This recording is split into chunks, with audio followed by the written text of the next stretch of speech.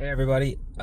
So long drive today. So I wanted to do another crazy hard hat hair talk.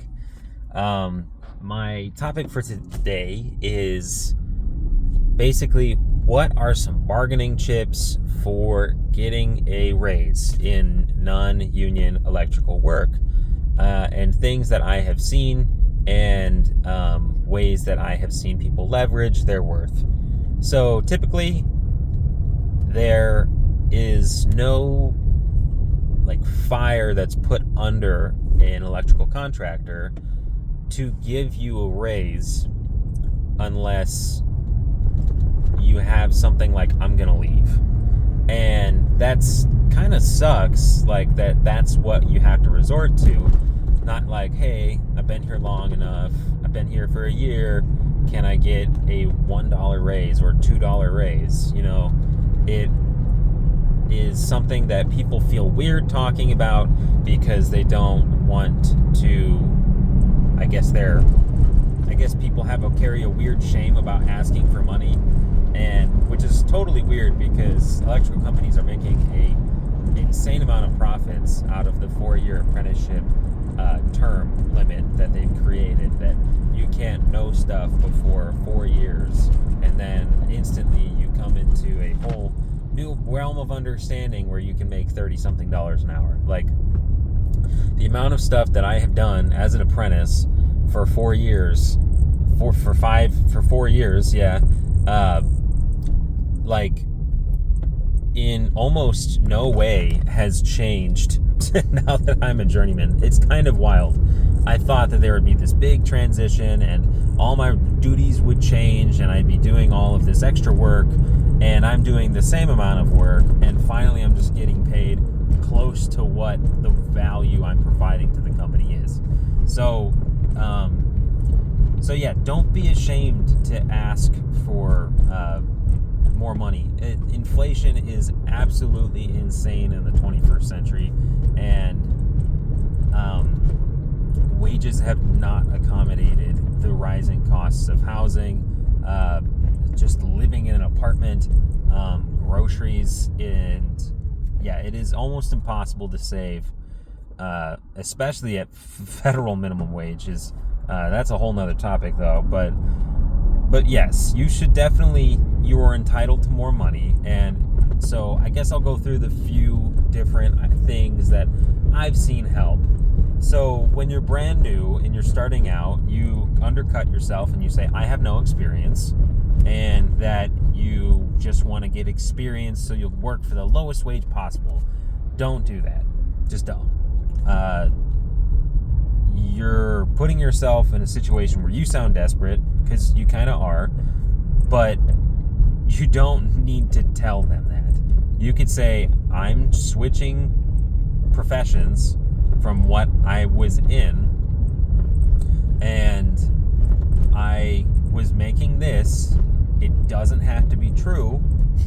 You could say you were making $26 an hour at whatever company, and they're not going to check this, and that you would like to start close to 26 again, because you don't want to be taking a pay cut. You can say you were at your company for however many years, and that you don't want to have a pay cut. You want to get into the trades, but cost of living, whatever, are insane, and that's a total reason for asking for a higher wage. So say you're starting out, don't be like, oh, I'll take any wage you can give me because I just want experience and I want to get into this trade. Do not say that. They will keep you at a lower rate for so much longer, and after you're in to the company and you're doing a bunch of crazy amount of work and you're still at that wage because they're not going to increase you by much, you're going to feel like so stupid once you have a job again and you settle into the routine of having a job, and you're like, wow, I'm getting paid nothing to just spend my life wasting away working for this company. So aim high so that raises will actually mean something, when time comes to ask for a raise. You don't want to say like, oh, $20 an hour, because then they're going to say $20 an hour, or they're going to say lower. You want to say higher so that if they lowball you, at least it's something better than if you had been like, oh, I don't have any experience, I don't know anything. Like, they need bodies on job sites just to go get stuff, just to be there, like physically, to help someone pull wire. Like, it's a 2-person job. They need someone else there. Or there's material in a Connex way out far, and they want someone to be able to go and get it or sort it. Like, there's a need for you, and they want to have cheap labor. And so you doing that is like everything that they wanted. So aim high so that you can, have easier leverage quicker for getting a higher paying job. You're in this to make money at the end of the day, and don't grovel because of your inexperience. Like, you physically being there means a lot, and having a pulse can get you very far in your knowledge in electrical. So do not undercut yourself. One other thing, if you work for a really crappy contractor and they don't really give you raises, say that you're going to leave. Say like, oh, I found this position and I'm going to go over to them. And you don't need to like leverage it against the employer. Sometimes just leave. Sometimes just leave to a company that's going to pay you better. Don't waste your time with something that's going to be an uphill battle and is going to make you think that they have you under their thumb or something, that you're beholden to them. If it's like something that you should just cut and run, just cut and run. There's so many other companies out there.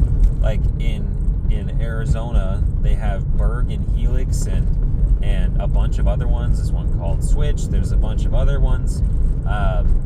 Just look at your local supply house, give them a call, ask them who has a lot of work, like who's their biggest like clients. Maybe they're willing to tell you that information, and if they are, that's great, and you can use that information to your advantage, and then call them, or just type electrical companies into Google and look at their bid limits that they have on their page, that they explicitly provide on their page, and take that into consideration. I don't think you should work for a commercial contractor that makes anything less than, that has a bid limit anything less than like 30 million. If you do that, you're going to be working for really crappy contractors with really bad management. So if you find that there's like a bunch of hiring going on for a big name company, you might stand to gain overtime, and you might stand to benefit from the fact that they're going to be more put together, and they're not going to like do a bunch of shady crap to you. So that would be something that you could consider. Like, is this worth staying here? Is there a future for me at this company? And if there's not, if you're just going to be roping houses, if it's in a residential setting, if you're just going to be roping houses all day, and you're never going to learn anything new, you're kind of cutting yourself short. And if they're not paying you leave. Just leave.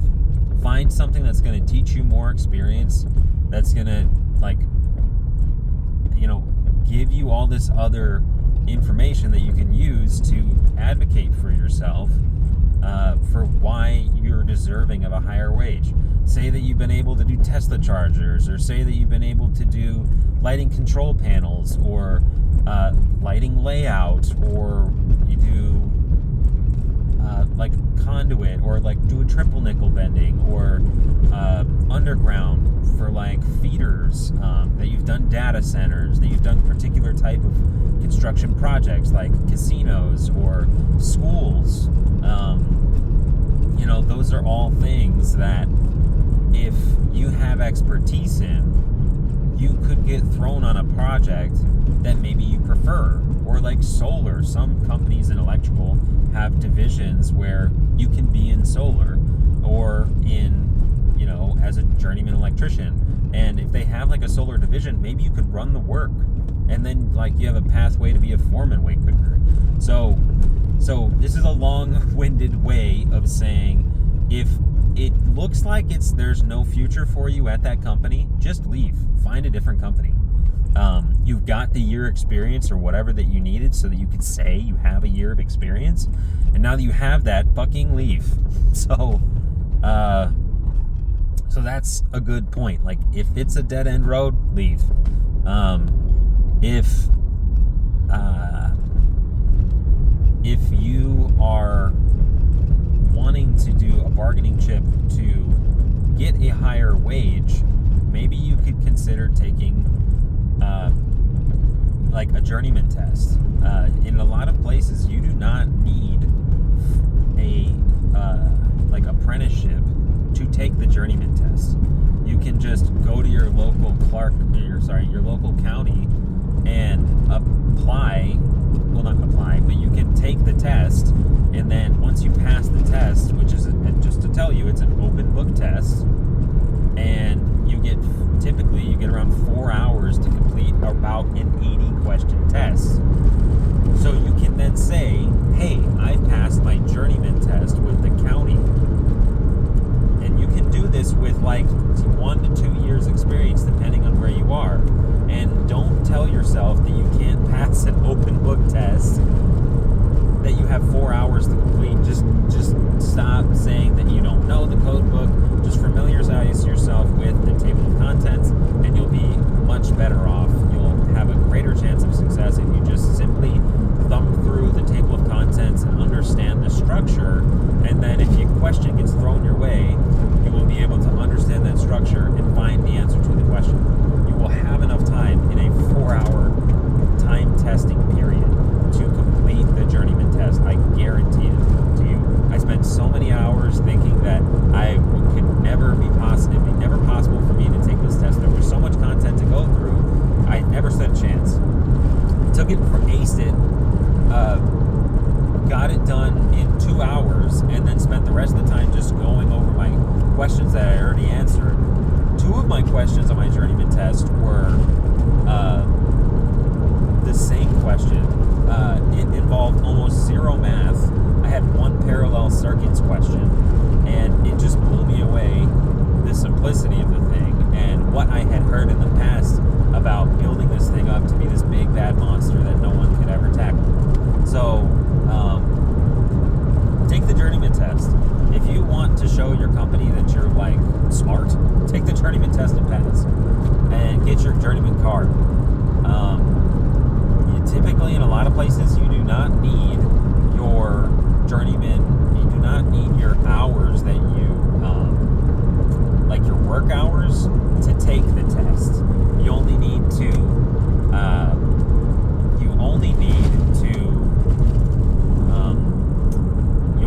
your hours if you would like to get your card.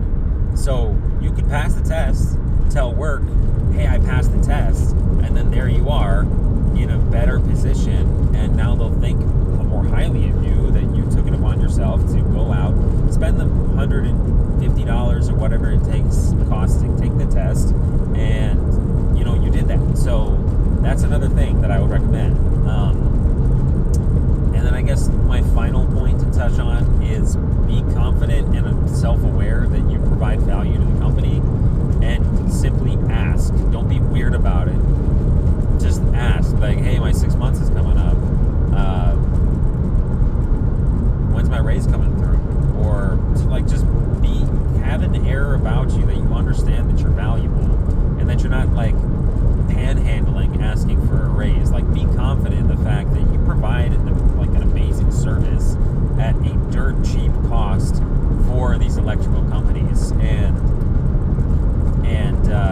the fact that people don't take that onto themselves is honestly really sad, and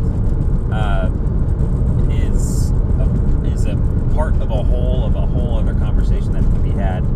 But just wanted to bring that out. Like, be confident in the fact that you provide a pretty stellar service, and you ought to be accommodated for that financially. So don't ever cut yourself short, I guess is my final thing. And get into, and in construction in general, and life in general, you should have a positive and self-confidence that you can bring into a situation that shows your worth and revalidates yourself to the people that you're talking to. So that's something that I think construction workers should all have, and people in general should have. It makes you look better, and it also makes it easier to talk to people and convince people that you are deserving of things. So those are my tips for bargaining your way to a higher wage. Let me know if you have any other tips that have been helpful to you.